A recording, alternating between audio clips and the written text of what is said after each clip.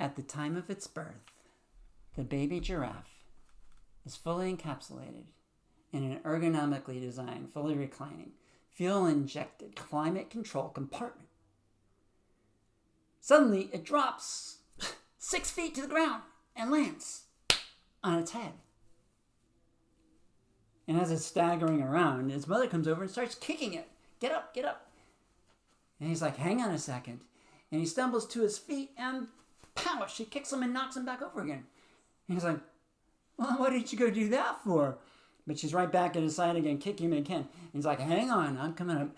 And he gets up and pow, she kicks him again. And she continues to do this over and over until he learns to spring to his feet in an instant.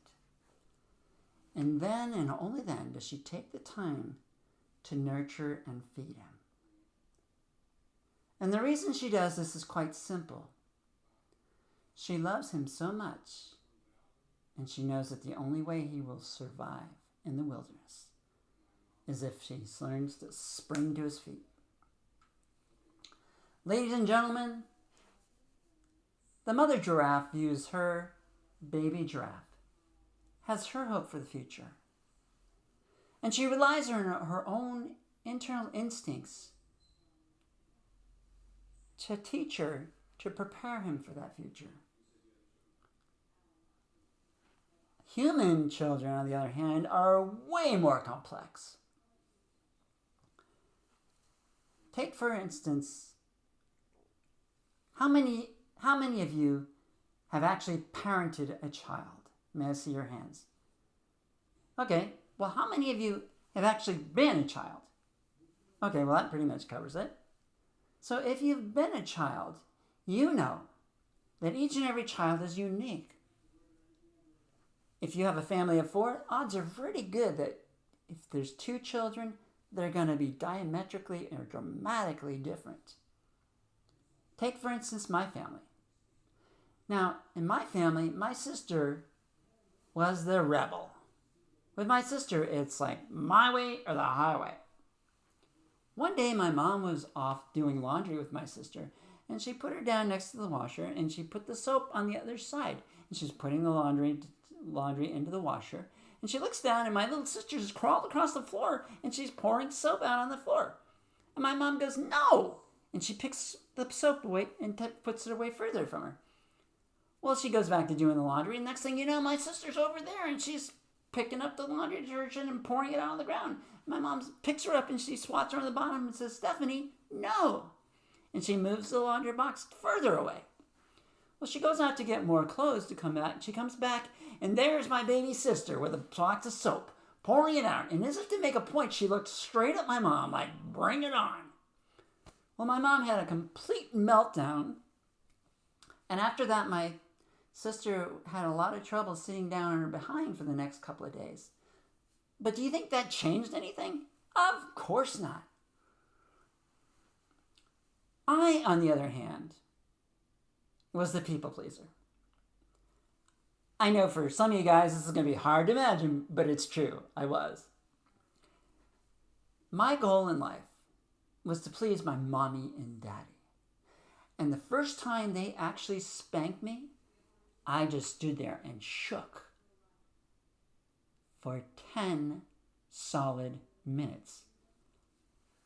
And as much as that changed my whole perception and changed my view of the world,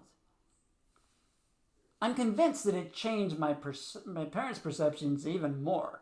Because after that, I can count the number of times my parents spanked me on one hand. They never spanked me. And it wasn't as if I didn't deserve it. But they understood that I was different than my sister. So there's those times where we have to know how to be that tough love, like that giraffe. And then there's other times when we need to know how to display that loving, caring, and compassionate love. And I believe this next story is a good example of that. On this particular day, I was 6 years old, and I was over playing with my friends Chris and Jeff. Chris was 8 years old, Jeff was 10 years old. I was the youngest, the smallest, and the weakest of the crew. And my friend Jeff had a Super Ball, and he was up throwing the ball against the wall of the house. Now, I should describe the house. It's a 2-story house. On the ground floor was the garage, and there was a window right there overlooking the cars. As long as we kept that ball up above that car, we're in good shape. So we're there. We throw the ball, and it bounces back. And we were having a good time at this, but it seemed too easy, so Jeff's like, let's back up a little bit. And we backed up a little bit more, and once again, we're... And Jeff's like, let's back up even more. And gradually we went back further and further, and I'm realizing my ball is getting closer and closer to that window.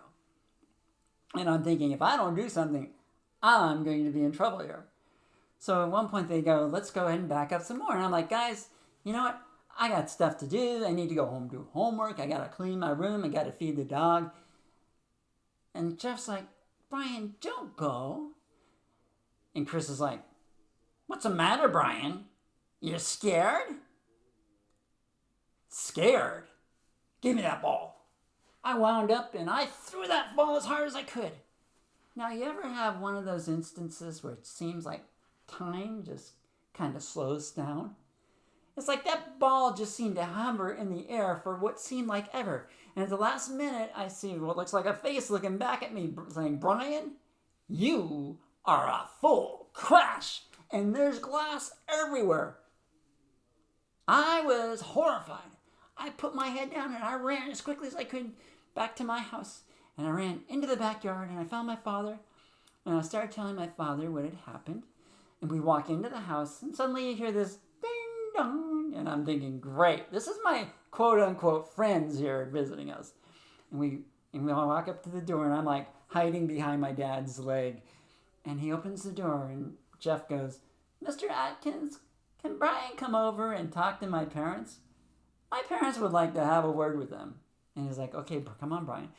And I'm like, no. And my father picks me up in his big, loving, caring arms. And I felt so safe. And my father knew that I screwed up. And he was going to probably have to pay for this. But he also knew that I was scared to death. And that he had to be that loving, caring, compassionate source. And he carried me across the way. And they, of course, Chris and Jeff's parents greeted me with a smile and were very supportive. And everything worked out fine. But this just goes to show you that the mother giraffe sees her baby as her hope for the future. And she relies on instincts to help prepare him for that. But our children are so much more complex. And it's imperative that we take the time to understand our children. We may not get there to the future with them, but they will. And we need to take the time to prepare them to become our hope for the future. Men and Toastmasters.